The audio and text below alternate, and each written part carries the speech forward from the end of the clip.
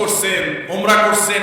সন্তানের প্রতি এই অবিচারের কারণে আপনার জাহান্নামে যাওয়ার জন্য যথেষ্ট হবে, আর কিচ্ছু লাগবে না। আপনার জাহান্নামে যেতে আর কিচ্ছু লাগবে না, এই সন্তান আহাজারে যথেষ্ট হবে। ভালো করে শুনে রাখেন,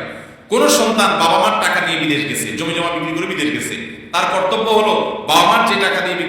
জমি জমা বিক্রি করে বিদেশ গেছে, যে টাকা খরচ করে বিদেশ গেছে,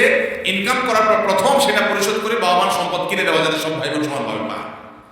এরপর সে যেহেতু আগে গেছে, অন্যরা যদি ছোটখাটো হয়, তাহলে সে যেহেতু উপার্জনক্ষম, তার কর্তব্য এদের ভরণ পোষণ, এদের খরচের জন্য ব্যবস্থা করে, বাবার উপার্জন না থাকে, তখন সে অভিভাবক হিসাবে সে দেখভাল করবে, আল্লাহ তাকে সামর্থ্য দিছে, এবং তার নৈতিক দায়িত্ব থাকবে সাধ্য অনুযায়ী ভাই বোনকে হেল্প করাতে সে করবে। কিন্তু এর মানে এই না সে সারা জীবন যত উপার্জন করবে, জমি জমা করবে,